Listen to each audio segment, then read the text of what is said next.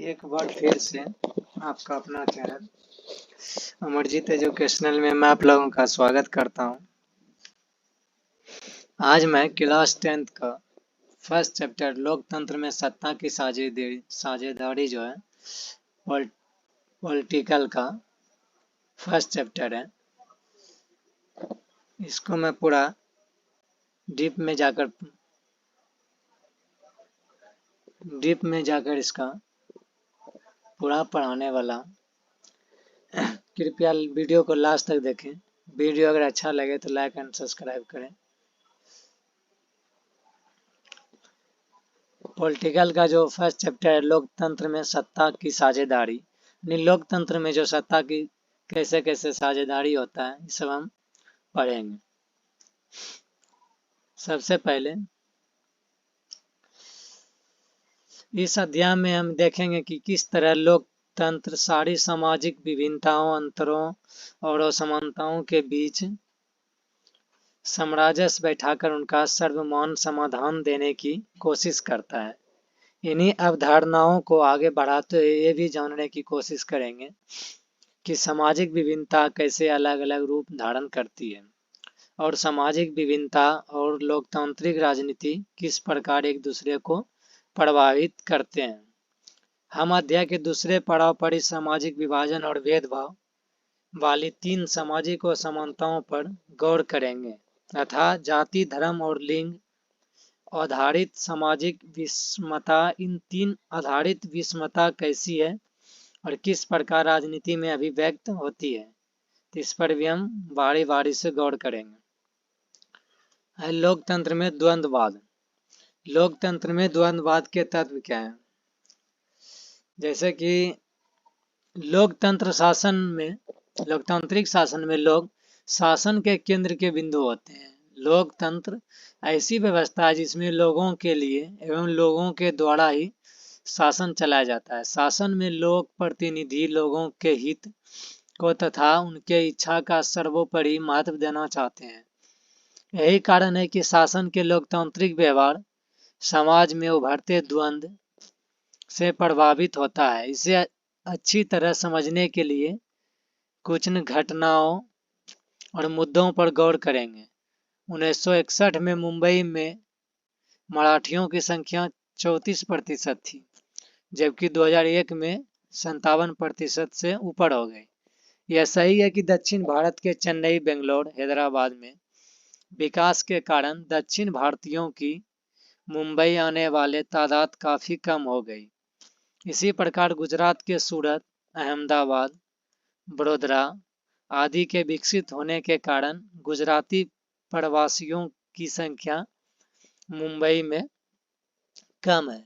अब काम की तलाश में आने वाले लोग हिंदी भाषी है। काम के जो तलाश में आने वाले लोग सब हिंदी भाषी है, लेकिन वो मीरा, भाईबेर, थाने, कल्याण, ओप नवी मुंबई जैसे उपनगर में है। Tata institute of social sciences ने एक अध्ययन में पाया कि लगभग 49% प्रवासी लोग उत्पादन कार्य में लगे हुए हैं। दूसरी ओर अधिक वेतन और सुविधा पाने वाले सफेद पोश कार्यों में मराठियों का वर्चस्व है, जो गरीब भैया उत्तर भारतीय हिंदी भाषी लोग, विशेषकर बिहार और उत्तर प्रदेश के लोगों को दूर दराते रहते हैं।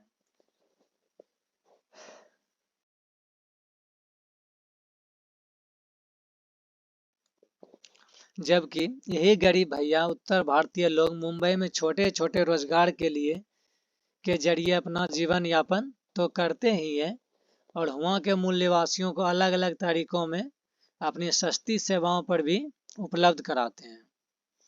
यदि भारत सभी भारतीयों का देश है तो मुंबई सभी भारतीयों का एक प्रदेश है।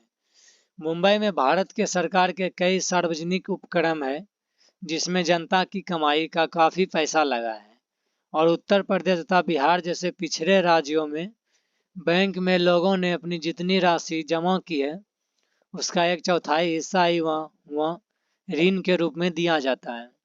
यही वजह है कि मुंबई आज भारत की वित्तीय राजधानी है।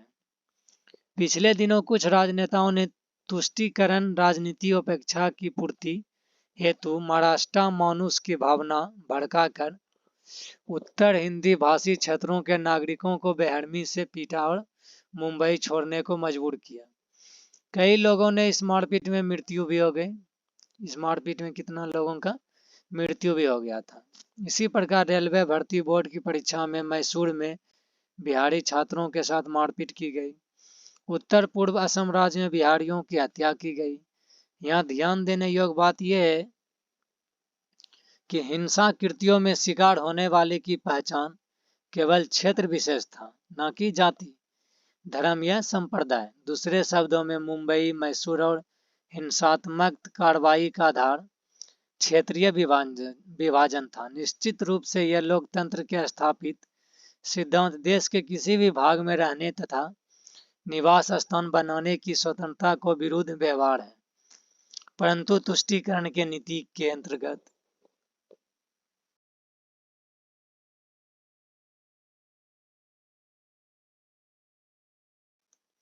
सत्ताधारियों द्वारा इसका कठोर विरोध नहीं हो पाता, जिससे कि द्वंद्वमुक्त पहलू का सीधा प्रभाव लोकतंत्र के सिद्धांत और व्यवहारों पर पड़ता है। फिर मैक्सिको के ओलंपिक समारोह में विरोध के रूप नस्ल पर आधारित था। मैक्सिको का ओलंपिक समारोह में विरोध के नस्ल पर आधारित था। बेल्जियम में देश के 59% हिस्सा फ्लेमिश इलाकों में रहता था। बेल्जियम का जो 59% हिस्सा था वो फ्लेमिश के इलाकों में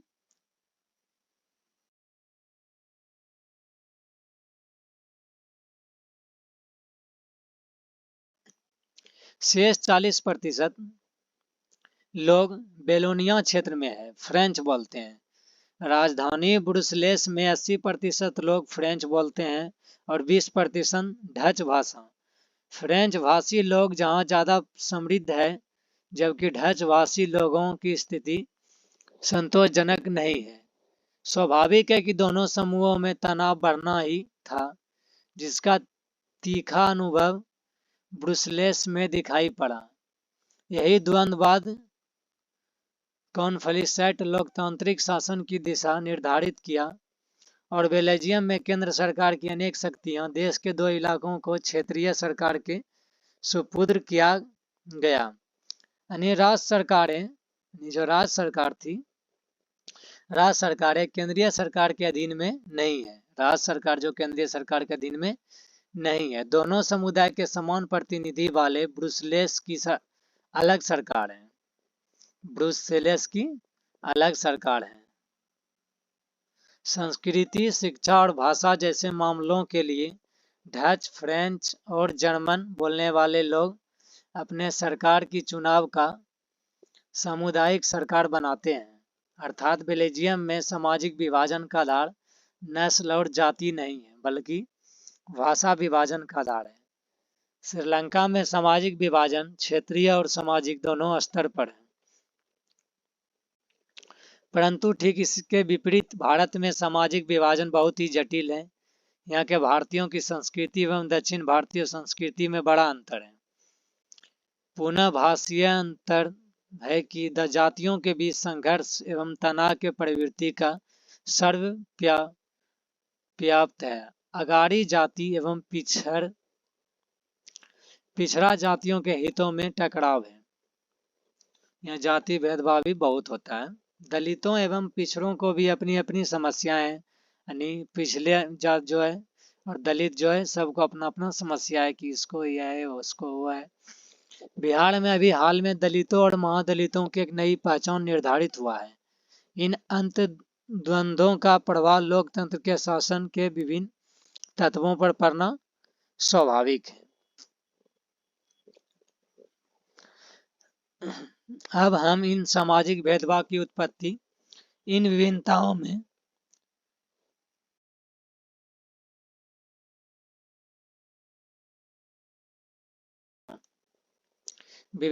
में साम्राज्य एवं टकराव तथा लोकतंत्र के बदलते स्वभाव को बताते हुए सामाजिक विभाजनों की राजनीति पर विचार करेंगे।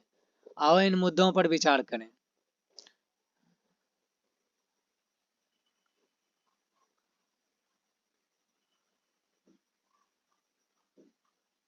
सबसे पहले फर्स्ट मुद्दा है, संविधान के अनुच्छेद में 19 में देश के सभी नागरिकों को स्वतंत्रता का मूल अधिकार दिया गया है। यानी संविधान में देश के सभी नागरिकों स्वतंत्रता का मूल अधिकार दिया गया है। भारत के राज्य क्षेत्र में कहीं भी निवास करने और बस जाने का कोई वृत्ति करने और व्यवसाय को कारोबार करने का अधिकार भारत के सभी नागरिकों को प्राप्त है। इसी प्रकार संविधान के अनुच्छेद 15 के तहत धर्म, वंश, जाति या जन्म स्थान के आधार पर किसी प्रकार का भेदभाव निषेध किया गया है।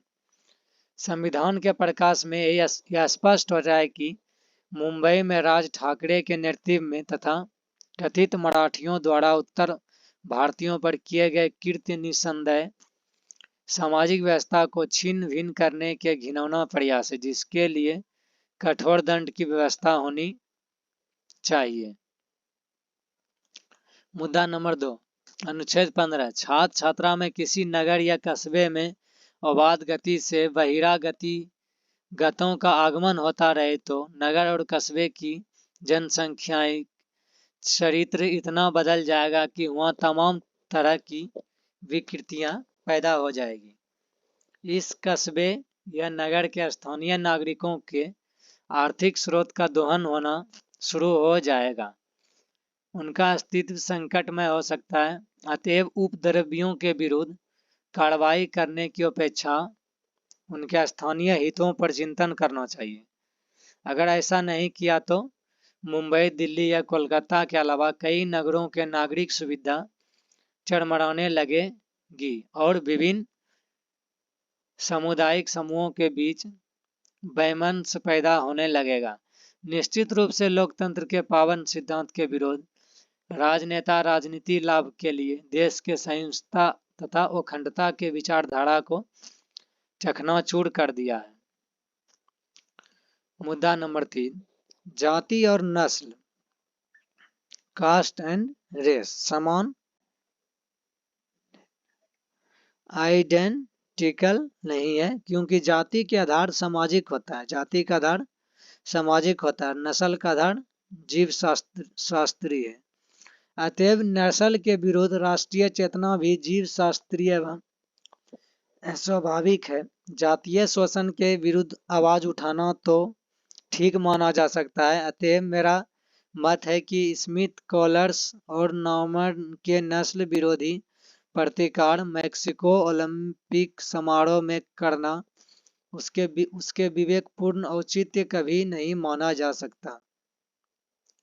मुद्दा नंबर 4, नस्ल विशुद्ध रूप से जीव शास्त्री नहीं है और यह जाति की तरह ही काफी हद तक समाज शास्त्री और वैधानिक वर्गीकरण है, जो कि लोकतांत्रिक देशों के लिए द्वंद्व का एक विध्वंसकारी तत्व है।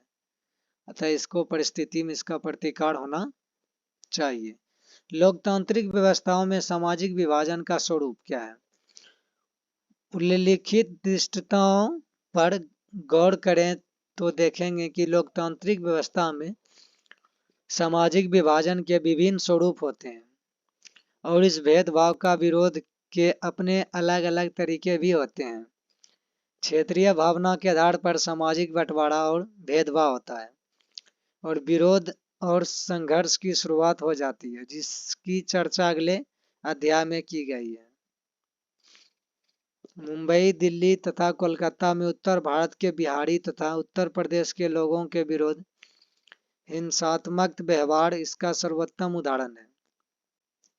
नस्ल या रंग के आधार पर भेदभाव का सटीक उदाहरण मैक्सिको ओलंपिक 1968 के पदक समारोह में देखा जा सकता है। 1968 के पदक समारोह में वहीं ओलंपिक मुकाबले के 200 मीटर के दौड़ को पदक समारोह में विजेता अफ्रो अमेरिकी धावक टॉमी स्मिथ और जॉन कार्लोस नाम व्यक्ति इस समारोह में अमेरिकी स्वैक्त पर अत्याचार और नस्ल आधारित भेदभाव को अपने व्यवहार से उजागर किया।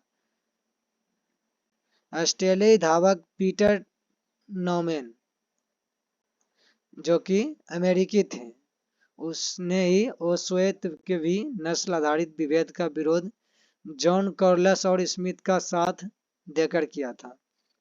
बेल्जियम एवं श्रीलंका में यह विभाजन क्षेत्रीय और सामाजिक दोनों स्तर पर मौजूद था। श्रीलंका में बंटवारा भाषा और क्षेत्र दोनों आधारों पर दिखाई देता है। भारत में सामाजिक विविधता कई रूपों में भाषा, क्षेत्र, संस्कृति, धर्म, जाति, लिंग आदि के आधार पर भी भारत एक सामाजिक विभाजन है। मेरा चैनल है अमरजीत एजुकेशनल।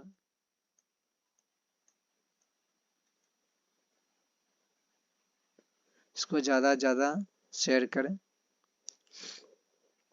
सामाजिक भेदभाव एवं विविधता की उत्पत्ति। व्यक्ति को समुदाय और जाति के चुनाव करना उसके बस की बात नहीं है। जन्म के कारण ही कोई व्यक्ति किसी समुदाय का सदस्य हो जाता है। दलित परिवार में जन्म लेने वाला बच्चा उस समुदाय का स्वाभाविक सदस्य हो जाता है। स्त्री, पुरुष, काला, गोरा, लंबा, नाटा आदि जन्म का परिणाम है। इस तरह के सामाजिक विभाजन जन्म आधारित सामाजिक विभाजन कहलाता है।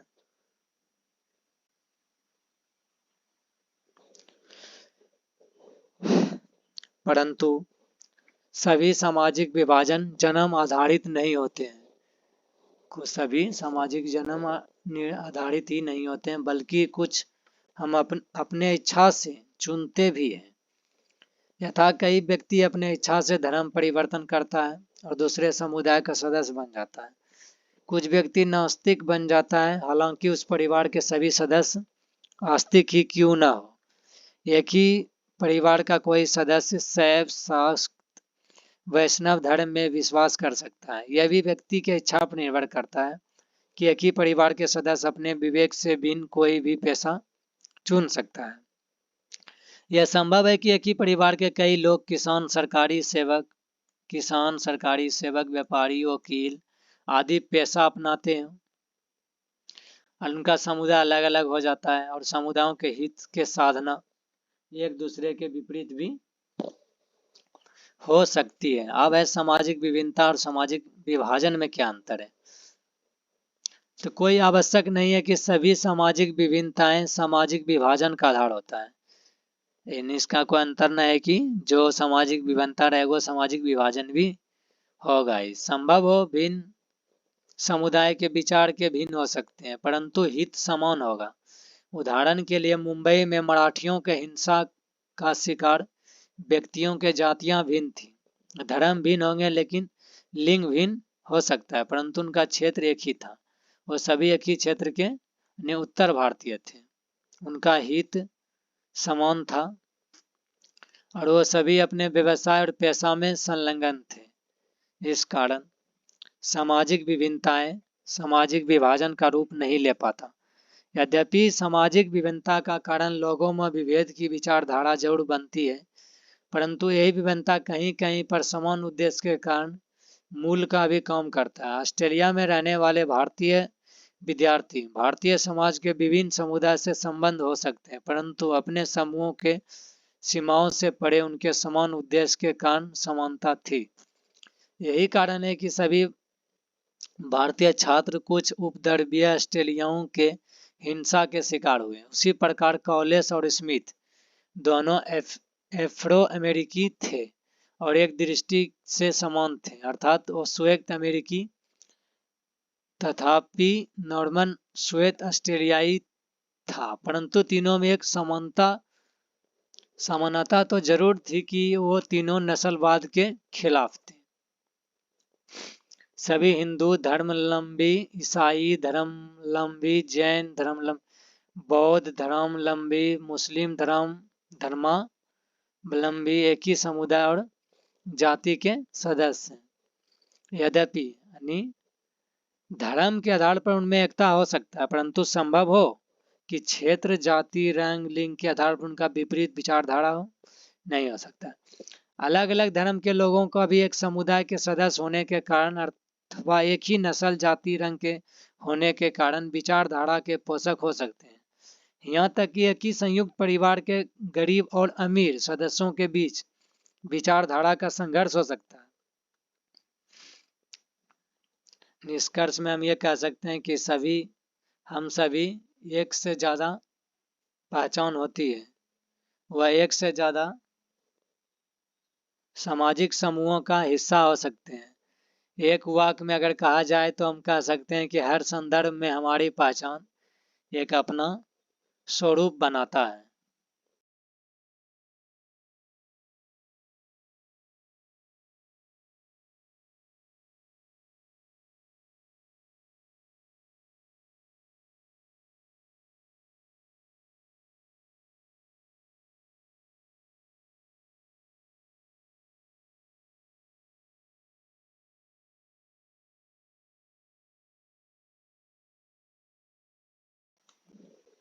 सामाजिक विभाजन सामाजिक विभाजन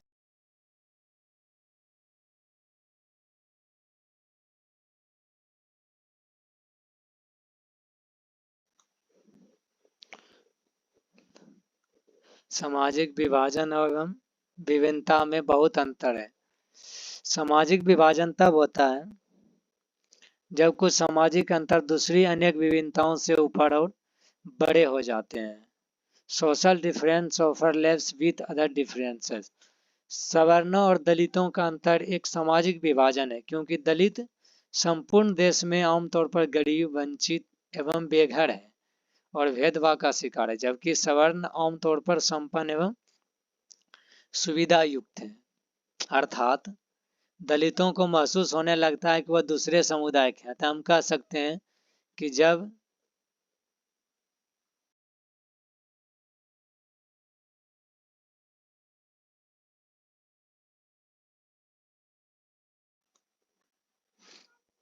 एक तरह का सामाजिक अंतर अन्य अंतरों से ज़्यादा महत्वपूर्ण बन जाता है और लोगों को यह महसूस होने लगता है कि वह दूसरे समुदाय के हैं, तो इससे सामाजिक विभाजन की स्थिति पैदा होती है। अमेरिका में श्वेत और अश्वेत का अंतर सामाजिक विभाजन है। कभी कभी ऐसा दिखाई पड़ता है कि सामाजिक असमानताएं कई समूह में मौजूद रहता है। किसी एक मुद्दे पर कई समूह के हित एक जैसे होते हैं, जबकि किसी दूसरे मुद्दे पर दृष्टिकोण में अंतर हो सकते हैं। सभी धर्मों में दलित एवं वंचित वर्गों का हित समान होता है, अतएव इनके समाज हित के मुद्दे पर एकता रहती है, जबकि धार्मिक दृष्टिकोण में अंतर एवं तनाव की स्थिति बन सकते हैं। विश्व स्तर पर यह विभाजन स्पष्ट दिखाई पड़ता है कि उत्तरी आयरलैंड और नीदरलैंड दोनों ईसाई बहुल देश हैं। यहाँ के लोग प्रोटेस्टेंट और कैथोलिक दो खेमे में बटे हुए हैं, परंतु दोनों गुटों के बीच सामाजिक विभाजन का आधार एक जैसा नहीं है। उत्तरी आयरलैंड और कैथोलिक समुदाय गरीब एवं वंचित है, लंबे समय से शोषण का शिकार है। अतएव उत्तरी आयरलैंड में वर्ग और धर्म के बीच गहरी समानता भी है।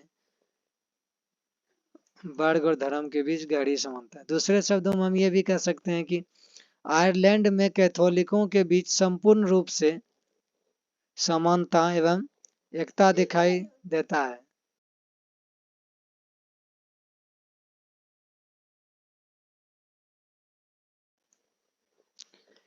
जबकि नीदरलैंड में कैथोलिक और प्रोटेस्टेंट दोनों में अमीर गरीब है। अतएव उत्तरी आयरलैंड में कैथोलिक और प्रोटेस्टेंटों के बीच सीधे रूप से मार काट चलता रहता है, जबकि नीदरलैंड में ऐसा कुछ नहीं है, क्योंकि वहाँ धर्म और वर्ग के बीच कोई मेल नहीं दिखाई देता है। कोई भी देश चाहे बड़ा हो या छोटा, सामाजिक विभाजन या विभिन्नता स्पष्ट रूप से दिखाई देता है।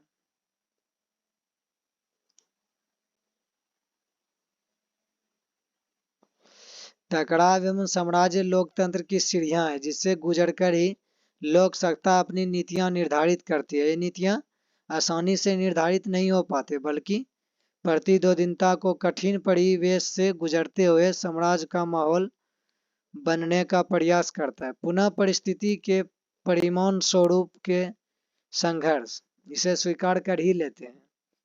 नीतियां निर्धारित हो सके जाती है तो पिछड़ों के लिए सरकारी नौकरियों एवं शिक्षण संस्थाओं में आरक्षण की मुहिम कई वर्षों पहले शुरू हुआ। काका कलस्कर लेकर रिपोर्ट से लेकर मंडल आयोग के सिफारिश के बीच लंबे जदूद के बीच हिंसक तनावों के बीच आरक्षण का व्यवस्था लागू हो पाई है।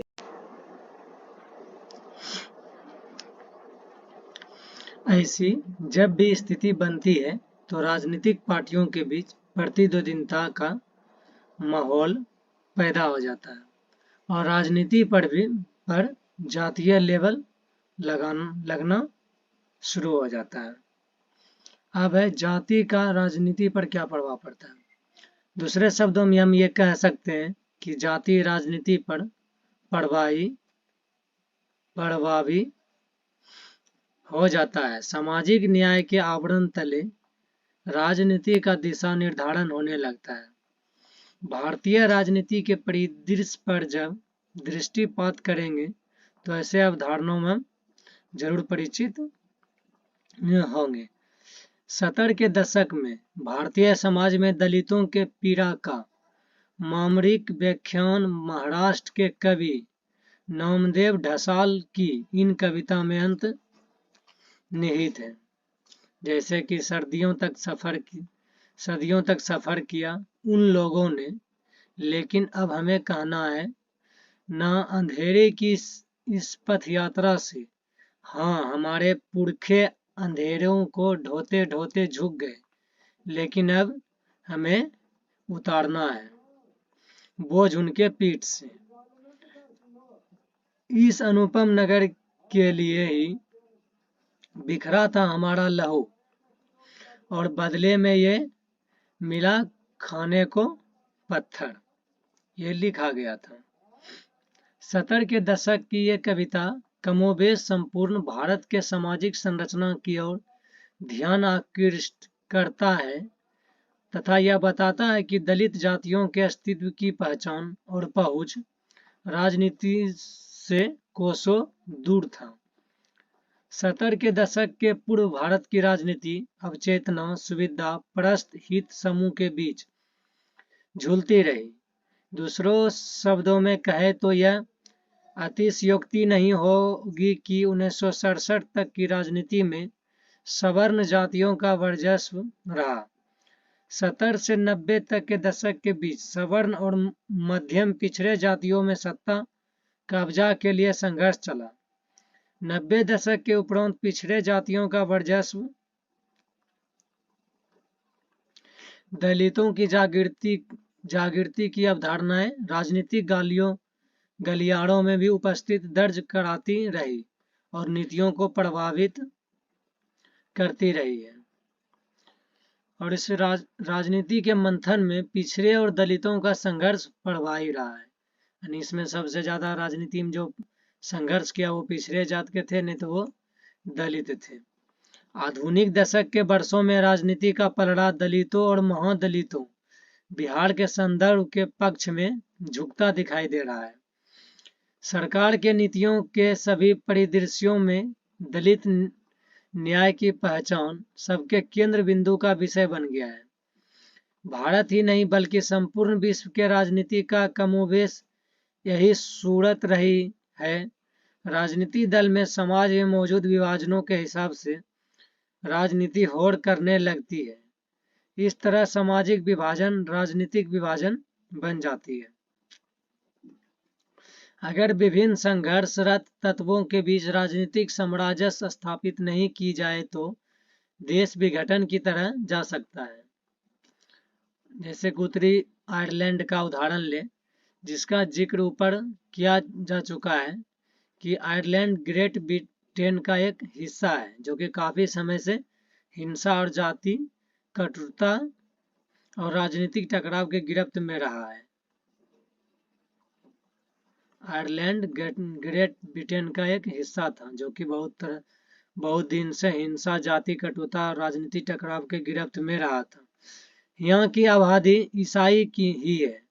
ईसाई दो प्रमुख पथ में बुरी तरह बटे हुए हैं। जैसे 53% आबादी प्रोटेस्टेंट है, जबकि 44% रोमन कैथोलिकों को प्रतिनिधित्व नेशनलिस्ट पार्टियां करती है। उनकी मांग है कि उत्तरी आयरलैंड को आयरलैंड गणराज्य के साथ मिलाया जाए तो कैथोलिक बाहुल्य है, प्रोटेस्टेंट लोगों को प्रतिनिधित्व यूनियनिस्ट पार्टियां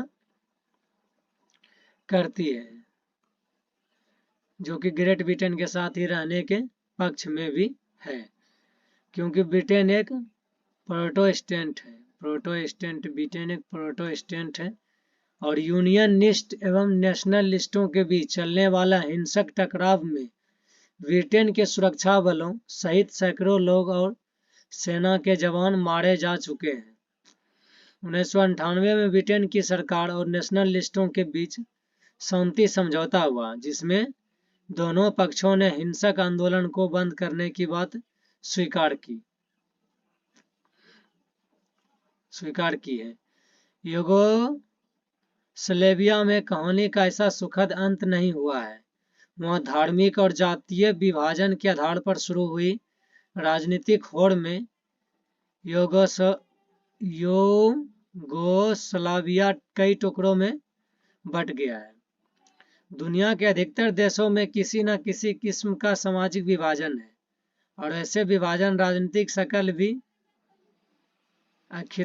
अख्तियार करती ही है। लोकतंत्र में राजनीतिक दलों के सामाजिक विभाजनों की बात करना और विभिन्न समूहों से अलग अलग वादे करना बड़ी स्वाभाविक बात है। जो नेता लीडर सब भाषण देते हैं कि ये कर देंगे वो कर देंगे, ये सब उनका कहना है कि ये सब स्वाभाविक बात है।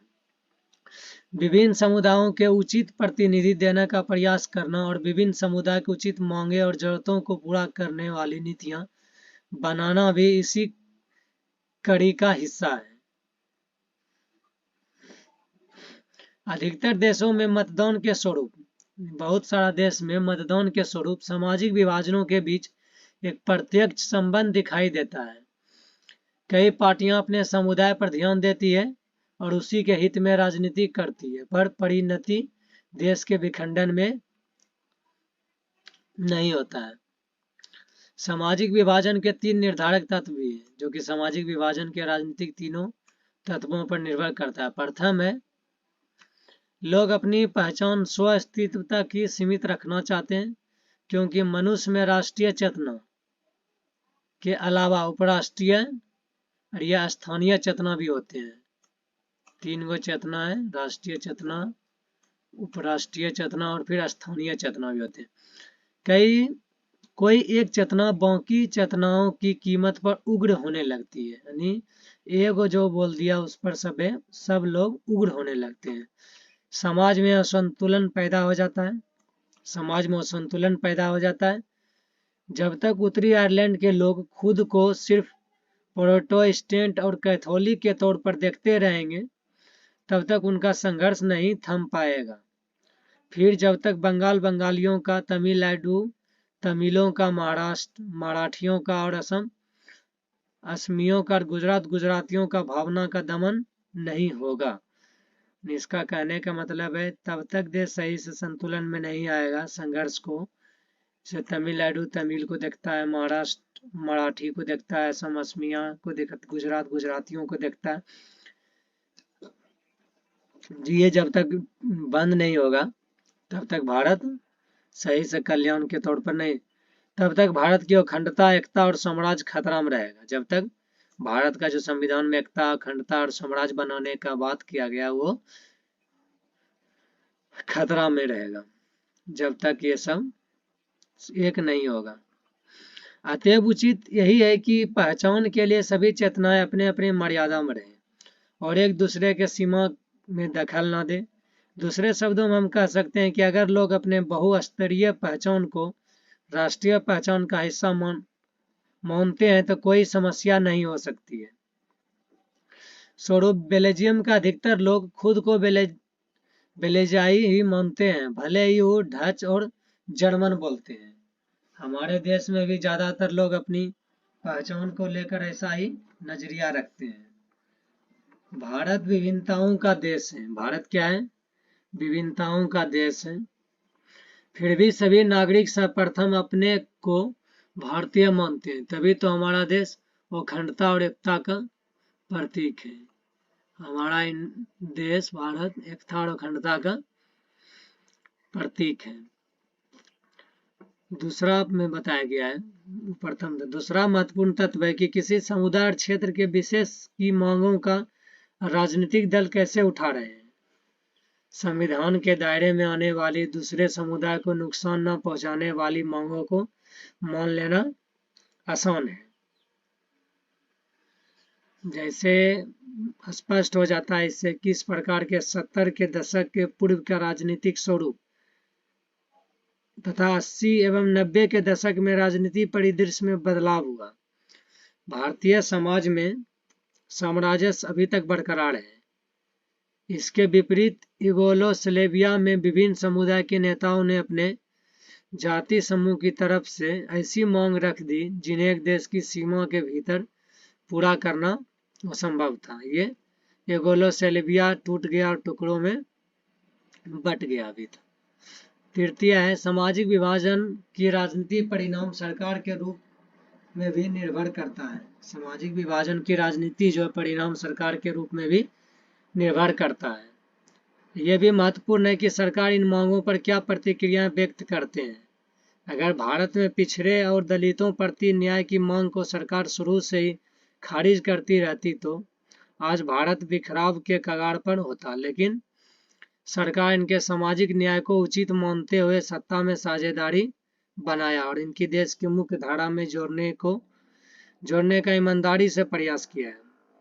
छोटे मोटे संघर्ष के बावजूद भी भारतीय समाज में समरसत्ता और साम्राज्य स्थापित है।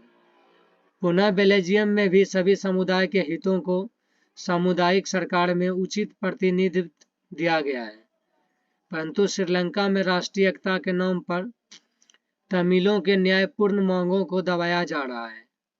ताकत के इस दम पर एकता बनाए रखने की कोशिश अक्सर विभाजन की ओर ले जाती है।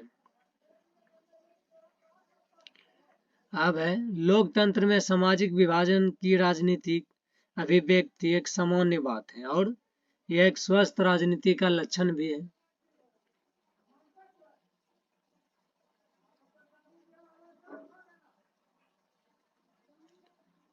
राजनीति में विभिन्न तरह से सामाजिक विभाजनों की अभिव्यक्ति ऐसे विभाजनों के बीच संतुलन पैदा करने का भी काम करती है।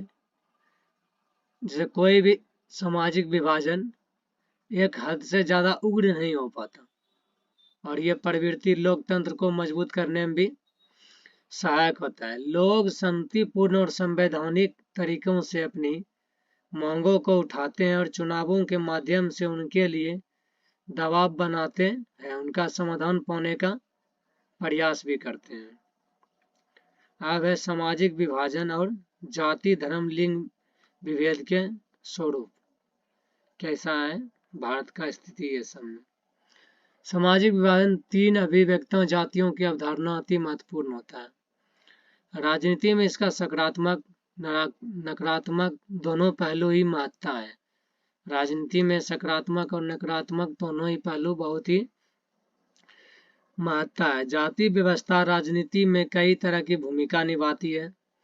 एक तरफ राजनीति में जातीय विभिन्नताएं और असमानताएं वंचित और कमजोर समुदायों के लिए अपनी बातें आगे बढ़ाने और सत्ता में अपने हिस्सेदारी मांगने की गुंजाइश भी पैदा करती है।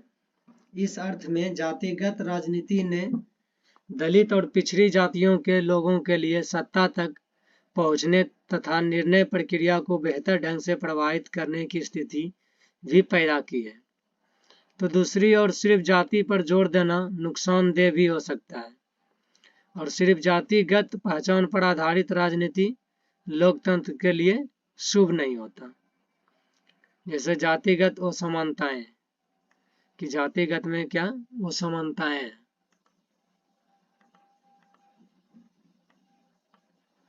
दुनिया भर के सभी समाज में सामाजिक असमानताएं और श्रम विभाजन पर आधारित समुदाय विद्यमान है।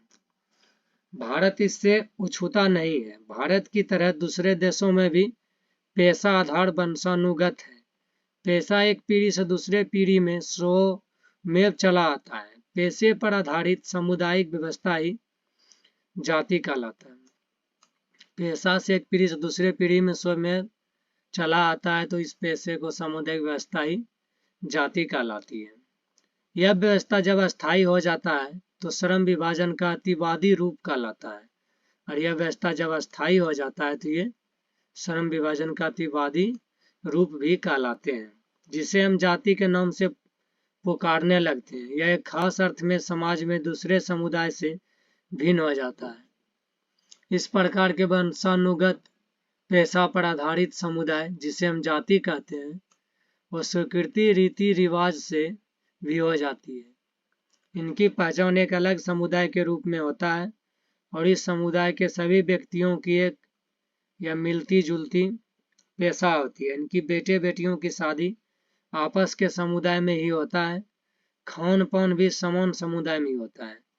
अन्य समुदाय में इनके संतानों की शादी न तो हो सकते हैं न ही करने की कोशिश करते हैं। महत्वपूर्ण पारिवारिक आयोजन और सामुदायिक आयोजन में अपने समुदाय के साथ एक पंक्ति में बैठकर भोजन करते हैं। कहीं कहीं तो ऐसा देखा गया है कि अगर इस समुदाय के बेटा या बेटी दूसरे समुदाय के बेटा या बेटी से शादी कर लेते हैं तो उसी प्रांत से उसे काट दिया जाता है और वो अपने समुदाय से हटकर दूसरे समुदाय में वैवाहिक संबंध बनाने वाले परिवार को समुदाय से निष्कासित भी कर दिया जाता है। अब वर्ण व्यवस्था क्या है? यह जातिगत समुदाय का बड़ा वर्ग है। जातिगत समुदाय का बड़ा वर्ग है जिसका नाम है वर्ण व्यवस्था। इस वर्ग में कई जातियां समाहित हैं। वर्ण व्यवस्था में बहुत सारा जाति समाहित है। अर्थात वर्ण व्यवस्था जाति समूहों का पदानुक्रम व्यवस्था है जिसमें एक जाति के लोग हाल ही में सामाजिक पायदान में सबसे ऊपर रहेंगे तो किसी अन्य जाति समूह के लोग क्रमागत क्रम से नीचे। उदाहरणार्थ हिंदुओं में वर्ण व्यवस्था की व्यवस्थित स्वरूप है जिसमें ब्राह्मण, क्षत्रिय, वैश्य तथा शूद्र का क्रमानुसार व्यवस्था है। शुरू में यह व्यवस्था केवल श्रम विभाजन पर आधारित था और श्रम के अलावा उनमें आपस में खान पान तथा शादी विवाह भी होता था, परंतु कालांतर में यह व्यवस्था कठिन एवं अस्थायी होता गया तथा शादी ब्याह एवं खान पान भी एक वर्ण तक ही सीमित रह गया। पुनः एक वर्ण में कई सामुदायिक व्यवस्थाएं हो गई जो समुदाय का अतिवादी व्यवस्था है। इसे जातिगत व्यवस्था भी कहते हैं। इन जातियों में उपजातियां भी बनने लगी है। यह प्रवृत्ति भारतीय समाज के जातिगत व्यवस्था का नकारात्मक पहलू है और वर्ण व्यवस्था के अंतर्गत वैश्य समुदाय शूद्र की स्थिति असंतोषजनक है जबकि ब्राह्मण और क्षत्रिय की स्थिति सुविधाजनक है। भारतीय समाज पूर्ण रूप से अगड़े और पिछड़े जातियों में विभाजित हो गए हैं। राजनीति की सत्ता को बागडोर पूर्व में आज भी उच्च जातियों के हाथ में रही और इन समुदायों के लोगों ने सत्ता में संतोषजनक हिस्से का भागीदार बने, परंतु वर्ण के निचले पदक्रम पर उपस्थित जातियां अंत्यज कहलाने लगी और इन अत्यंत जातियों के साथ छुआछूत का व्यवहार भी होने लगा। अत्यंत समुदाय में सम्मिलित दलित जातियां सत्ता से पूर्ण रूपेण वंचित रही, परंतु पिछले शताब्दी के उत्तरार्ध में भारतीय राजनीति का स्वरूप बदला और धीरे धीरे दलितों जातियों में जागृति भी हुई, जैसे ज्योतिबा फुले, महात्मा गांधी, भीमराव अम्बेडकर, पेरियार, रामास्वामी नैयर जैसे राजनेताओं और समाज सुधारकों के जातिगत भेदभाव से मुक्त समाज की व्यवस्था बनाने की बात और इसमें सफल भी हुए। इन महापुरुषों के प्रयास एवं पिछड़े दलितों तथा वंचित समुदाय में जागृति का फलस्वरूप आधुनिक भारत में जाति की संरचना और जाति व्यवस्था में भारी बदलाव हुआ।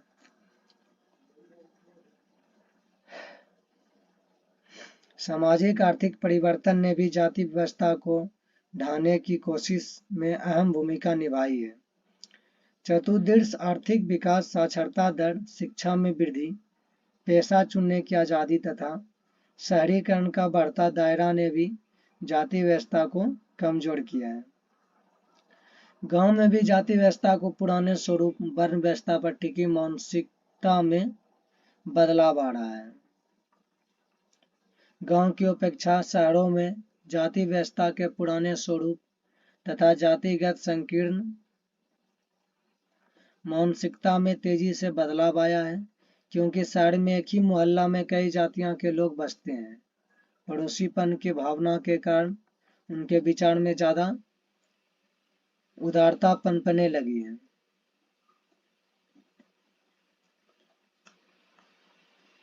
खान पान तो निश्चित रूप से जाति समुदाय तक सीमित नहीं रही, बल्कि मोहल्ले के वासियों में भी पारिवारिक आयोजन और अन्य अवसरों पर पूरे मोहल्ला में सभी व्यक्ति एक साथ एवं एक पंक्ति में भोजन करने से नहीं हिचकिते। नहीं, जो खाना पीना भोज भात का होता है वो एक साथ ही खा पी लेते हैं। अंतर जातीय और अंतर धार्मिक शादियों में पर भी समुदाय में आश्चर्य नहीं होता है। ये शादी में भी कोई दिक्कत नहीं है कि किसी भी जात का किसी में मतलब शादी भी हम भी भोज खाते हैं जाकर। होटल, ट्रेन, बस में एक साथ बैठकर सफर करने में किसी को कोई ऐतराज नहीं होता। हमारे संविधान के 3 भाग में जातिगत भेदभाव का निषेध किया गया है। संविधान में प्रत्येक नागरिक को स्वतंत्रता दी गई है, वो अपने इच्छा से पेशा का चयन कर सकता है और संविधान में उल्लेखित जाति भावना को निषेध करने वाली व्यवस्था के अंतर्गत सरकार ने नीतियां बनाई तथा छुआछूत भावना के आपराधिक कृत्य घोषित किया। इसके लिए दंड का भी प्रावधान किया गया है। फिर भी भारत में जाति प्रथा का पूर्ण रूपेण उन्मूलन नहीं हो सका। अधिकांश शादी ब्याह अपने जाति में ही होता है और इसमें उत्तम भी माना जाता है, जो कि संवैधानिक प्रावधान के बावजूद हमारे समाज में भी छुआछूत विद्यमान है। यानी अभी भी हमारे समाज में छुआछूत विद्यमान है। सदियों से कुछ जातियों समूह लाभ कर स्थिति में है तो कुछ को दबाया जा रहा है। कुछ सशक्त जातियां पहले से ही शिक्षा में अग्रणी रहे, जिस कारण शिक्षा में अभी भी उन्हीं का बोलबाला है। कुछ जातियां समुदाय दलित जातियां अभी भी शिक्षा से वंचित है। यानी इसका स्वाभाविक है कि पिछड़े हैं, वो पिछड़े हैं। यही कारण है कि शहरी मध्यम वर्ग में सबल जाति समुदाय का अनुपात ज्यादा है और उनमें जागृति भी ज्यादा है। चूंकि जाति और आर्थिक हैसियत में निकट का संबंध है, अतएव उनकी सामाजिक हैसियत भी अच्छी है। समाज में वर्चस्व, और दूसरे शब्दों में कहे तो ये अतिशयोक्ति नहीं होगी कि आर्थिक असमानता का एक महत्वपूर्ण आधार जाति भी है। जिस जाति की पहुंच विभिन्न संसाधनों पर अधिक होंगे वह संपन्न होता है। जो जाति का जहाँ पर लोग ज्यादा होंगे वो संपन्न कहलाते हैं अभी भी समाज में। जिसकी पहुंच इन संसाधनों तक नहीं हो पाती और जातियां पिछड़े और वंचित होंगी। पुराने जमाने में अछूत या शूद्र का जमीन रखकर अधिकार नहीं था, लेकिन प्राचीन काल में दलित को शिक्षा पाने का अधिकार भी नहीं था। पहले जो था दलित को शिक्षा पाने का अधिकार नहीं था, द्विज जातियों का शिक्षा पाने का अधिकार था। द्विज जातियों का भी उसको शिक्षा पाने का। अद्यपि आज जाति पर आधारित इस प्रकार के भावना को निषेध कर दिया गया है। इस प्रकार के कृत्य गैर कानूनी घोषित है। यानी अभी ये गैर कानूनी हो गया है। अभी मतलब सब जो भी है अभी सभी जात शिक्षा प्राप्त कर सकता है। अगर उसको नहीं दिया गया है शिक्षा तो गैर कानूनी घोषित कर दिया गया सरकार द्वारा। इसलिए अभी सभी शिक्षा आराम से प्राप्त कर सकते हैं, सभी को पढ़ने लिखने का हक है। फिर भी सदियों से जिस प्रवृत्ति ने तथा वंचित को जाति समुदाय को लाभ या घाटा में रखा, उसका असर अब भी समाज में मौजूद है। इन असमानताओं को पूरी तरह तो नहीं ही मिटाया जा सका, बल्कि अन्य तरह की असमानताओं का भी वृद्धि हुई है। परंतु सामाजिक संरचना में औसतन बदलाव तो हुआ ही है। जाति और आर्थिक स्थिति की पुरानी परिस्थितियां अब पूरी तरह बरकरार नहीं है, बल्कि इसे बदलाव हुआ है। जातीय सामाजिक संरचना तथा आर्थिक हैसियत के निर्धारण की कुछ विशेषताएं हैं कि जो समाज में महत्वपूर्ण भूमिका निभाती है, वो बिंदुओं पर गौर किया जा सकता है। जैसे कि औसत आर्थिक हैसियत का संबंध वर्ण व्यवस्था से गहरा है, अर्थात ऊंची जातियों को स्थिति सबसे अच्छी है, दलित और आदिवासियों की स्थिति बदतर है, पिछड़ी जातियों की स्थिति मध्यम दर्ज का है, और ये हर जातियों में अमीर गरीब है, परंतु निचली जातियां तथा यथा दलितों आदिवासियों में ज़्यादा बड़ी संख्या में गरीबी है। दलितों में महादलितों की स्थिति तो और भी दयनीय है, अर्थात गरीबी रेखा प्रति व्यक्ति महीना 327 रुपया और 455 रुपया शहरी वाला को। गाँव में जो गरीबी रेखा में जी रहा है उसका प्रति महीना 327 रुपया है, और शहर में जो निवास कर रहे हैं उसका 455 रुपया। से कम खर्च करने वाले लोग से नीचे बसर करने वाले अधिकाधिक लोग दलितों एवं आदिवासियों में है, और अमीरों की अधिक संख्या ऊंची जाति समुदाय में है। जैसे गरीबी रेखा में नीचे जीवन बसर करने वाला प्रतिशत 1999 से लेकर 2000 के बीच, अनुसूचित जनजातियां गांव में 45.8 थे, जबकि शहर में थे 35.6। अनुसूचित जातियां 35.9 थे ग्रामीण, और शहरी थे 38.3। अन्य पिछड़ा जातियां 27 गाँव में निवास करते थे, और वही शहर में 29.5। वही तरह से मुसलमान अगाड़ी जातियां में 26.8% गाँव में थे, और 34%। ये बहुत ही इम्पोर्टेंट है, इसको याद कर ले। उसी तरह से हिंदू अगाड़ी जाति गांव में इतने थे, शहर में इतने थे। ये सब बाकी सब समझ में आ गया होगा कैसे याद करना है, कि इसको बस याद करने का सबसे बेस्ट तरीका है, अनुसूचित जनजातियां गांव में कितना निवास करते थे, इतना 45.8, और शहर में 35.6। बस गरीबी 1999 से लेकर 2000 के बीच में, बस ऐसे ही याद करना उसको। सवार राष्ट्रीय नमूना सर्वेक्षण 5वां दौर 1999 से 2000 के बीच में।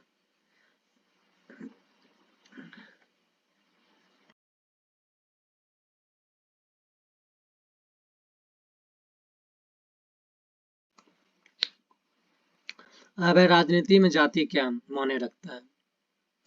कहा जाता है कि सामुदायिक समाज की संरचना के आधार जाति पर ही है, क्योंकि एक जाति का लोग स्वाभाविक समुदाय का निर्माण करते हैं, और इन समुदायों के लोगों का हित समान होते हैं। दूसरे अन्य समुदायों के हितों से इनका हित भिन्न होता है। भिन्न भिन्न जातीय समुदायों के हितों में कोई मेल नहीं, परंतु अनुभवों के आधार पर हमें ये स्वीकार कर लेना चाहिए कि जाति हमारे जीवन का एक पहलू जरूर है, परंतु यही एकमात्र सबसे महत्वपूर्ण पहलू नहीं है। राजनीति में जातियों का अनेक पहलू भी हो सकते हैं।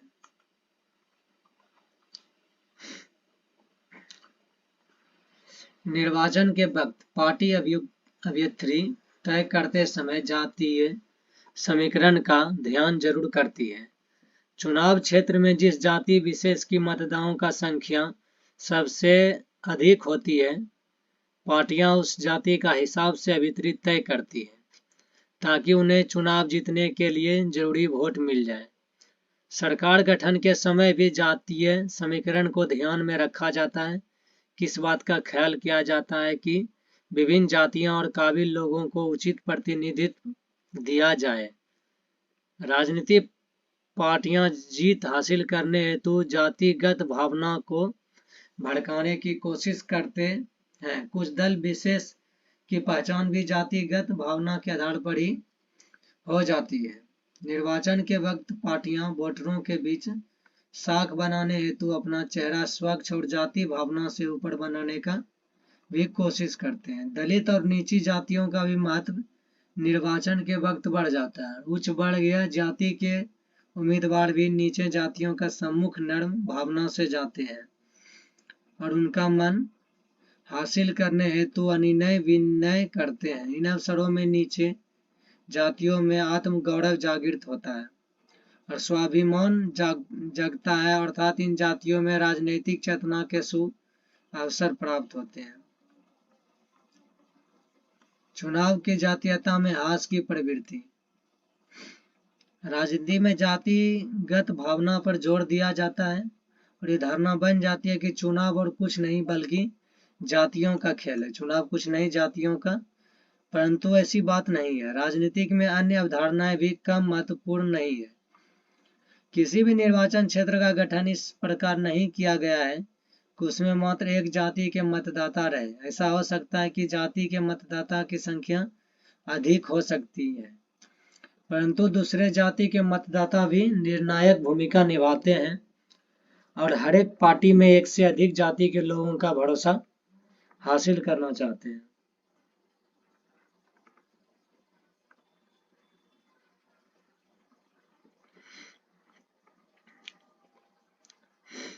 और यह भी कहना ठीक नहीं होगा कि कोई पार्टी विशेष केवल एक ही जाति का वोट हासिल कर सत्ता में आता है। जब लोग किसी जाति विशेष को किसी एक पार्टी का वोट बैंक कहते हैं तो इसका मतलब ये होता है कि ज्यादातर लोग उसी पार्टी को वोट देते हैं।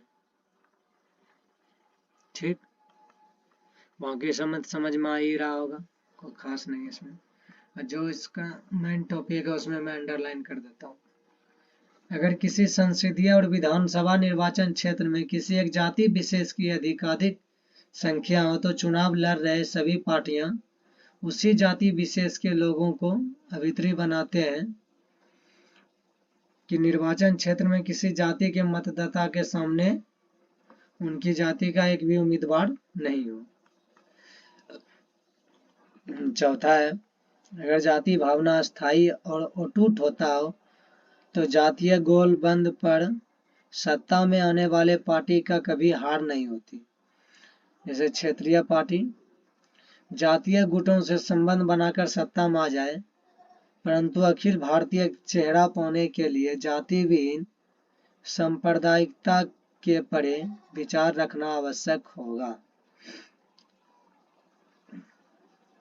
ऊपर लिखित तथ्यों पर गौर करने के उपरांत हम इस निष्कर्ष पर पहुंचते हैं कि राजनीति में जाति का भूमिका महत्वपूर्ण होती है, परंतु दूसरे कारक अदर फैक्टर्स भी कम असरदार नहीं होता।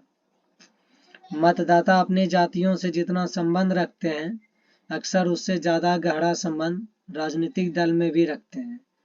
फिर एक ही जातीय समुदाय में अमीर या गरीब लोग अलग अलग पार्टियों को वोट देते हैं। सरकार या राजनेताओं का लोकप्रियता उनके जातीय मुखौटा के कारण नहीं बढ़ती बल्कि उसके कामकाज के कारण बढ़ती है। जाति के अंदर राजनीतिक अर्थात जाति के राजनीति पर प्रभावित क्या होते हैं अब इसमें देखेंगे। ऊपर हमने देखा कि राजनीति महत्वपूर्ण है। जाति राजनीति के प्रभावित करती है, यानी राजनीति को जाति बहुत प्रभावित करती है। इसका अर्थ ये नहीं निकलना चाहिए कि राजनीति और जाति के बीच इनका पक्षीय संबंध है। राजनीति में भी जाति का प्रभावित करती है और राजनीति जाति भावना को भी उभारता है, इसलिए जाति विशेष समुदाय के साथ लेने की कोशिश भी करता है, उससे अलग है।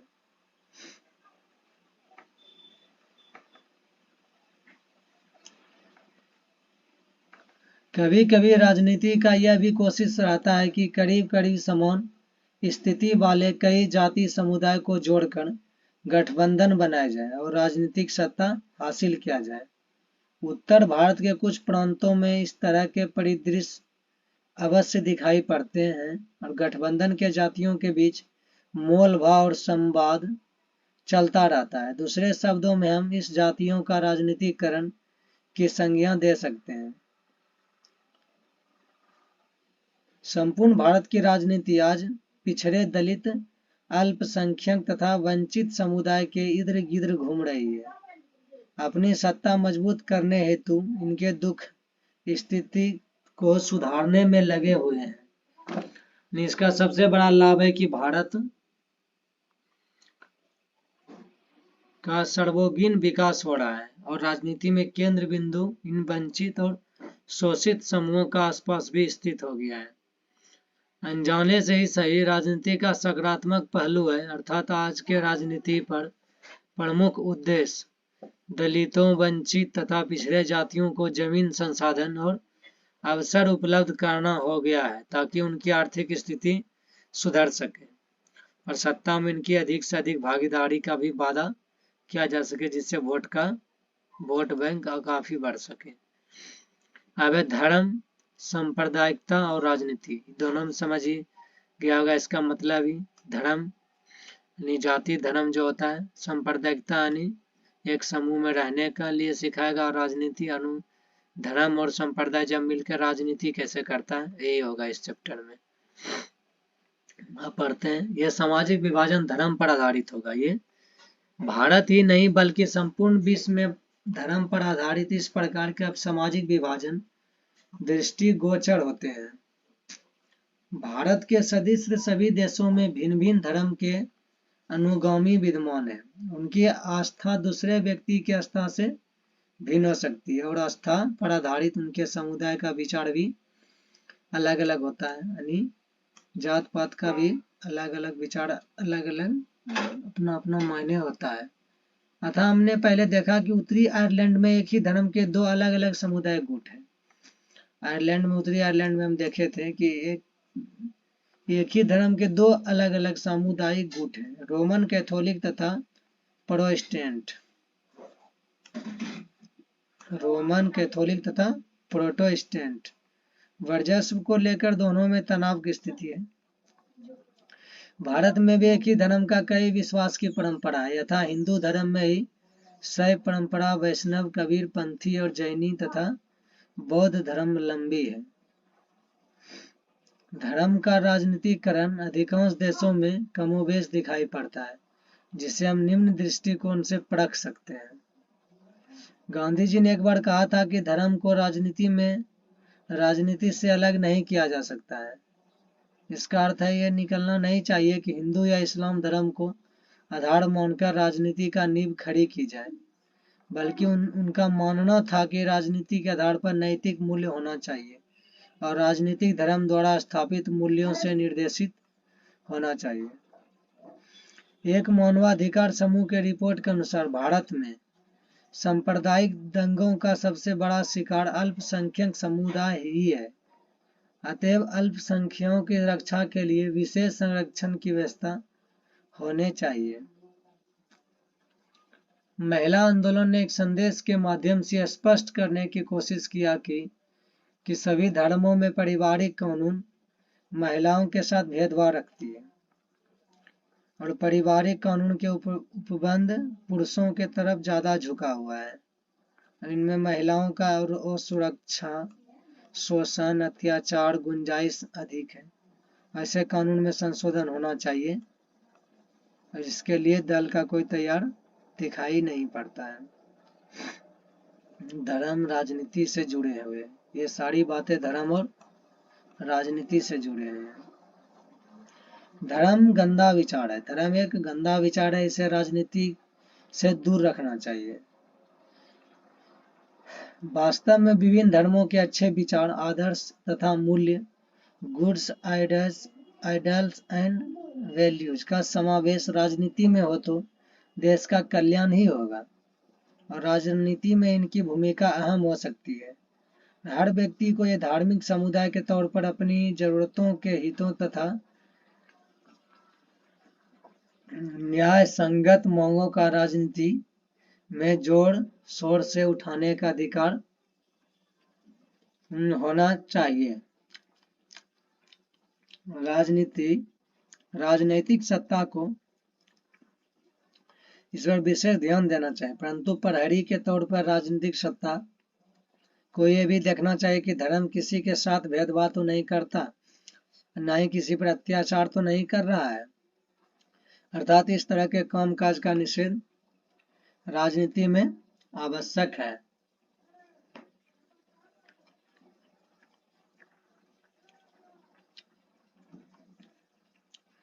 अब सांप्रदायिकता क्या है?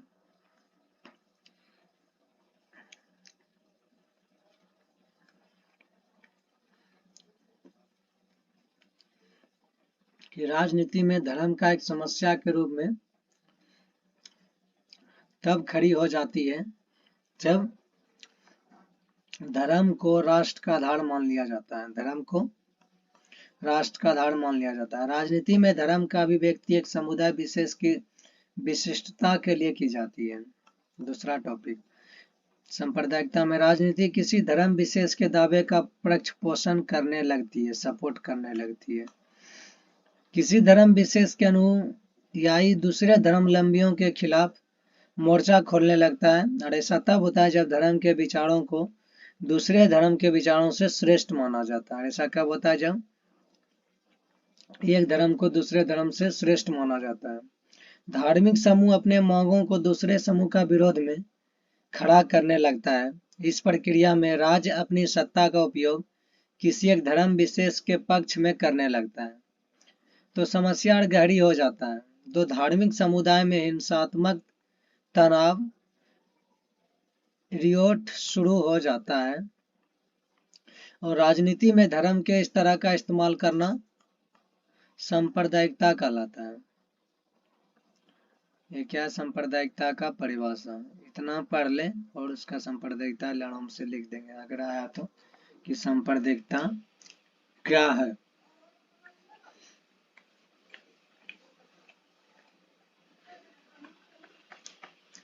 इसका परिभाषा है कि धर्म ही समुदाय का निर्माण करती है। धर्म ही समुदाय का निर्माण करती है, और सांप्रदायिक राजनीति जन्म लेने लगती है, और इस अवधारणा पर आधारित सोच ही सांप्रदायिकता है। इसके अनुसार धर्म विशेष में आस्था रखने वाले एक ही समुदाय के होते हैं। उनके मौलिक और महत्वपूर्ण हित एक जैसे होते हैं। यानी इसे धर्म विशेष समुदाय के सदस्यों में मतभेद हो सकते हैं, परंतु इस मतभेद का कोई अहमियत नहीं होती, और सभी को एक तरह का सोच रखना आवश्यक है।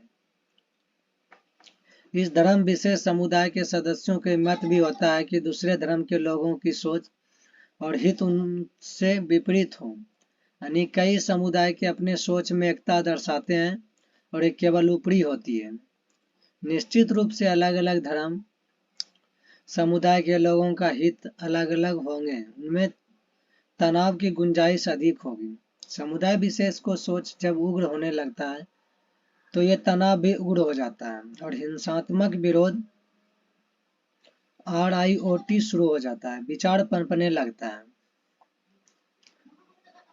एक ही राष्ट्र में समान नागरिक और तौर पर दूसरे धर्म समुदाय के लोग नहीं रह सकते हैं, और इस मानसिकता के अनुसार दूसरे धर्मावलंबियों को मजबूर कर दिया जाता है तो अपना अलग अलग राष्ट्र नेशनल स्टेट बनाए, और इसे धर्म का वर्चस्व का स्वीकार करे, उस पर थोपे गए निर्देश का निर्वहन करे। बस इसको पढ़ लेना है, ज्यादा इसमें कोई खास चीज नहीं है। अब है कि राजनीति में सांप्रदायिकता का स्वरूप क्या होता है। प्रत्येक दिन सांप्रदायिकता की अभिव्यक्ति देखते हैं, महसूस करते हैं, और धार्मिक पूर्वाग्रह, परंपरागत धार्मिक अवधारणाएं, एक धर्म को दूसरे धर्म से श्रेष्ठ मानने की मान्यता है। रिलीजाइजेशन पर श्रेष्ठ मानने का, हाँ, हालांकि ये सारी चीजें बिल्कुल साधारण सी बात है, परंतु ये सोच हमारे अंदर बैठा है कि सांप्रदायिकता का एक ये रूप है। जैसे सांप्रदायिकता का सोच अपने धार्मिक समुदाय का प्रमुख राजनीति में बरकरार रखना चाहता है। जो लोग बहुसंख्यक समुदाय के होते हैं उनकी एक कोशिश बहुसंख्यकवाद के रूप ले लेती है। जैसे श्रीलंका में सिंहलियों का बहुसंख्यकवाद, यहाँ लोकतांत्रिक रूप से निर्वाचित सरकारों ने भी सिंहली समुदाय का प्रभुता कायम करने के लिए अपने बहुसंख्यक प्रस्ती के तहत कई कदम उठाए और 1956 में सिंहली का एकमात्र राजभाषा के रूप में घोषित करना विश्वविद्यालय और सरकारी नौकरियों में 1956 में सिंहली का एकमात्र राजभाषा में घोषित किया था। विश्वविद्यालय सरकारी नौकरियों में सिंहलियों का प्राथमिकता देना, बौद्ध धर्म के संरक्षण हेतु कदम उठाना आदि। दूसरा है कि सांप्रदायिकता के आधार पर राजनीतिक गोलबंदी क्या हुआ था। इनका दूसरा रूप है कि इस पवित्र प्रतीकों, धर्म गुरुओं और भावनात्मक अपील आदि का सहारा लिया जाता है और निर्वाचन के वक्त हम अक्सर ऐसा देखते हैं कि किसी खास धर्म के अनुयायियों से किसी पार्टी विशेष के पक्ष में मतदान करने की अपील कराई जाती है। और अंत में सांप्रदायिकता का भयावह रूप तब हम देखते हैं जब संप्रदाय के आधार पर हिंसा, दंगा और नरसंहार होता है। विभाजन के समय हमने इस त्रासदी को झेला है। आजादी के बाद कई जगहों पर बड़े पैमानों पर सांप्रदायिक हिंसा हुई है, जैसे धर्मनिरपेक्ष शासन की अवधारणा। हमारे संविधान निर्माता में भया चेहरा का परिकल्पना पहले से है।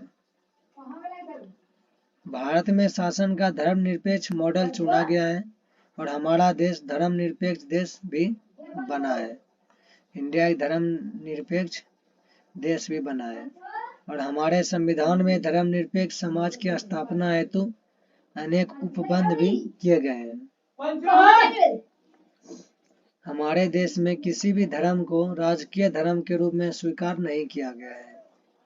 श्रीलंका में बौद्ध धर्म, पाकिस्तान में इस्लाम। श्रीलंका में बौद्ध धर्म, पाकिस्तान में इस्लाम, इंग्लैंड में ईसाई धर्म का दर्जा दिया गया है और भारत का संविधान किसी धर्म को विशेष दर्जा नहीं देता है। यह सभी धर्म समान है।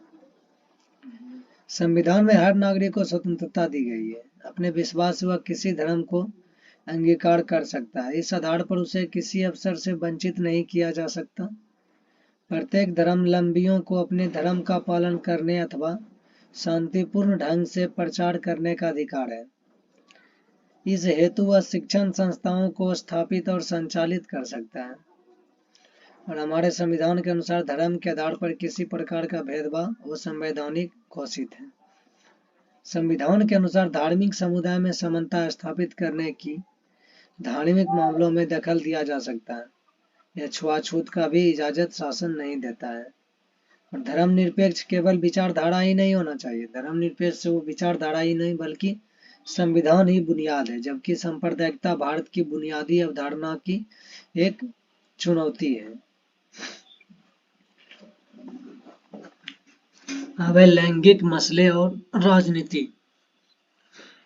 लैंगिक असमानताएं, सामाजिक असमानता एक महत्वपूर्ण रूप है कि यह लैंगिक असमानताएं सामाजिक संरचना के हर क्षेत्र में दिखाई पड़ता है, परंतु राजनीति के अध्ययन में इसे शायद इस बात की पहचान की जाती है कि यहाँ हम स्त्री और पुरुष के जैविक बनावट की ओर ध्यान नहीं देंगे, बल्कि इन दोनों के बारे में प्रचलित रूढ़िवादी छवियां और तयशुदा सामाजिक भूमिका के बारे में विवेचना करें। लैंगिक विभेद पर आधारित सामाजिक विभाजन सार्वजनिक क्षेत्र एवं निजी क्षेत्र दोनों में स्पष्ट रूप से दिखाई पड़ता है कि लड़के और लड़कियों का पालन पोषण के क्रम में ही परिवार में भावना घर कर जाती है कि भविष्य में लड़कियों का मुख्य जिम्मेदारी गृहस्थी चलाने और बच्चों का पालन पोषण तक ही सीमित होती है। इसकी पुष्टि श्रम का लैंगिक विभाजन सेक्सुअल डिवीजन ऑफ लेबर से हो जाती है। प्रवृत्ति कमोबेश सभी परिवार में देखा जा सकता है कि महिलाओं का कार्य क्षेत्र घर के अंदर तक सीमित रहता है।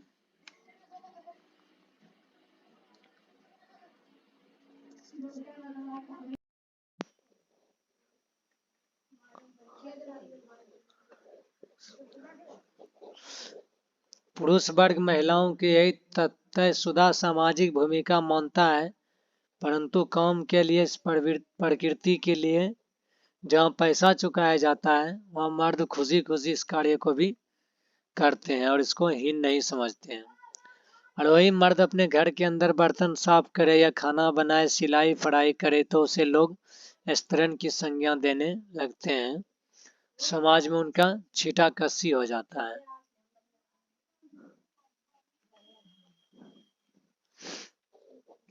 हम ये भी देखते हैं कि होटल में खाना बनाने वाले अधिकांश पुरुष ही है। उसी प्रकार महिला पुरुषों की तरह घर की आवश्यकता के लिए बाहर से पानी भी लाती है और जलावन भी चुनकर इकट्ठा करती है और खेतों में कार्य करती है। हालांकि इसके कीमत नहीं दिया जाता है।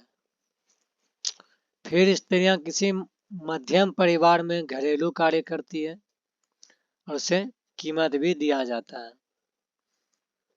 मध्यम वर्गीय परिवार की महिलाएं दफ्तर जाती है तो महिलाओं में एक बार सच्चाई तो स्वीकार ही करना पड़ेगा कि महिलाएं घरेलू कार्य के अतिरिक्त अपने आमदनी के लिए अतिरिक्त कार्य करती है। ऐसे कार्य को मूल्यवान नहीं समझा जाता, उन्हें दिन रात काम करने का भी श्रेय नहीं मिलता। 1991 से 2001 के जनगणना के आंकड़े बताते हैं कि इनके बीते दशक में कृषि क्षेत्र में महिलाओं की संख्या में वृद्धि हुई है। इसमें ज्यादा कोई खास नहीं है। और कृषि क्षेत्र में महिलाओं का कुल भागीदारी 40% है। आज के तारीख में कुल पुरुष कामगारों में 53% और महिला 75% कृषि क्षेत्र में है। और ग्रामीण महिला कामगारों में 85% महिला कृषि से जुड़ी विभिन्न काम करती है। इस तरह हम पाते हैं कि भारत के प्रमुख आर्थिक क्षेत्र कृषि में महिलाओं की भागीदारी कुछ कम नहीं है, परंतु विडंबना की यह बात है कि महिलाओं को पुरुष के बराबर मेहनताना नहीं दिया जाता है और समाज में इनके प्रति नजरियों में बदलाव नहीं आया है। और इस शोषण के विरोध महिलाओं ने आवाज उठाना शुरू कर दी है। महिला प्रत्येक क्षेत्र में पुरुष के बराबर दर्जा प्राप्त करने हेतु गोलबंद होना शुरू हो गया है। महिला आंदोलन इसी कड़ी का सिलसिला है।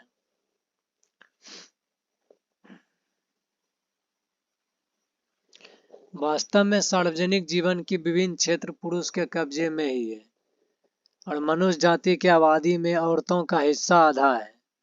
पर सार्वजनिक जीवन में खासकर राजनीति में उनका भूमिका नगण्य है। पहले सिर्फ पुरुष वर्ग ही सार्वजनिक मामलों में भागीदारी करने, वोट देने या सार्वजनिक पदों के लिए चुनाव लड़ने की अनुमति थी। सार्वजनिक जीवन में हिस्सेदारी हेतु महिलाओं को काफी मेहनत करनी पड़ी। धीरे धीरे राजनीति में मुद्दे उठे और महिलाओं को भी सार्वजनिक जीवन में अवसर प्राप्त होने लगा। और सर्वप्रथम इंग्लैंड में सन 1918 में महिलाओं का वोट का अधिकार प्राप्त हुआ है। धीरे धीरे महिलाओं का वोट का अधिकार अन्य लोकतांत्रिक देशों में प्राप्त होने लगा है, जो कि लैंगिक विभाजन का राजनीति अभिव्यक्ति और इस सवाल पर राजनीतिक गोलबंदी भी सार्वजनिक जीवन में औरत का भूमिका को बढ़ाने में मदद की है। आज महिलाएं वैज्ञानिक, डॉक्टर, इंजीनियर, प्रबंधक, कॉलेज, विश्वविद्यालय, शिक्षक जैसे पेशों में भी दिखाई पड़ती है। स्वीडन, नॉर्वे और फिनलैंड में सार्वजनिक जीवन में महिलाओं का भागीदारी का स्तर काफी ऊंचा है।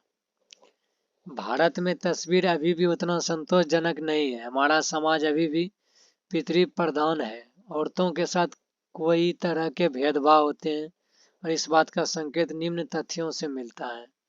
जैसे महिलाओं में साक्षरता की दर अब भी 54% है और जबकि पुरुष में 76%। स्कूल शिक्षा में कई जगह लड़कियां अव्वल रही है, फिर भी उच्च शिक्षा प्राप्त करने वाली लड़कियों की प्रतिशत बहुत ही कम है। माता पिता के नजरिए में भी फर्क होता है और माता पिता का मानसिकता बेटे पर अधिक खर्च करने की होती है। यही कारण है कि उच्च शिक्षा में लड़कियों की संख्या सीमित है। शिक्षा में लड़कियों के इस पिछड़ेपन का कारण अब ऊंची तनख्वाह वाले ऊंचे पदों पर पहुंचने वाली महिलाओं की संख्या बहुत ही कम है। और ये सर्वेक्षण अनुसार है कि औरत औसतन रोजाना 7.5 घंटे से ज़्यादा काम करती है, जबकि एक मर्द रोज 6 घंटा ही काम करता है। फिर भी पुरुषों द्वारा किया गया काम ही ज़्यादा दिखाई पड़ता है, क्योंकि इसमें आमदनी होती है। और हालांकि औरतें भी ढेर सारे ऐसे काम करती है जिनका प्रत्यक्ष रूप से आमदनी होती है, लेकिन इनका ज़्यादातर काम घर के चार दीवारों के अंदर होती है। इसके लिए उन्हें पैसा नहीं मिलना, इसलिए औरतों का काम दिखाई नहीं देता है।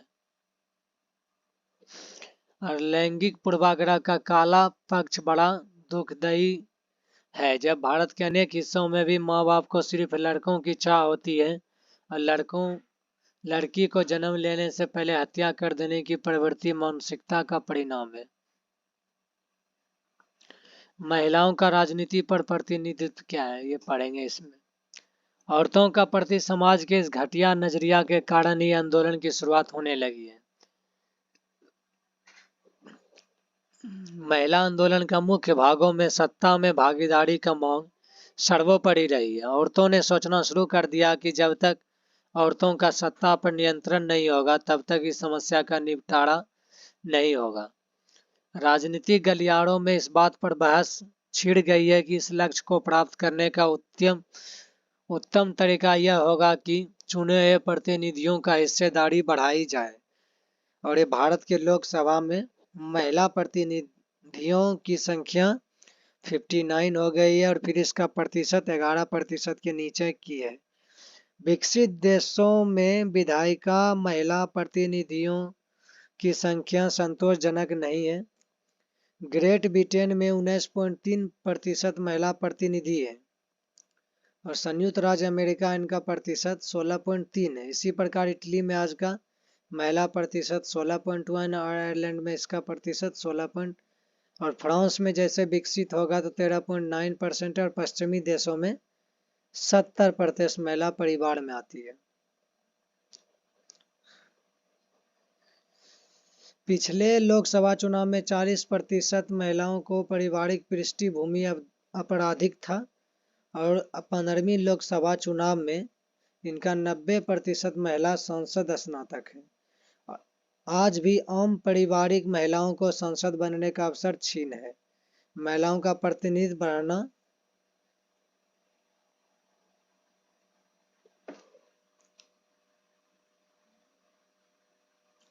विक्टर योगो ने संदर्भ में लिखा है कि पुरुषों के पास दृष्टि होती है और स्त्रियों के पास अंतर्दृष्टि होती है, इसलिए वह चीजों को अपेक्षाकृत अधिक दूर तक देख सकती है।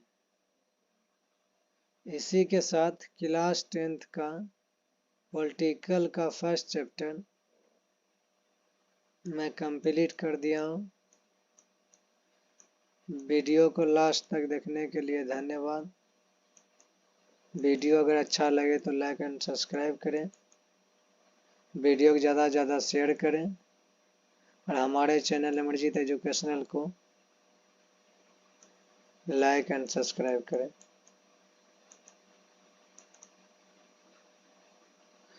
तब तक मिलेंगे अगला वीडियो में, तब तक के लिए जय हिंद, जय भारत।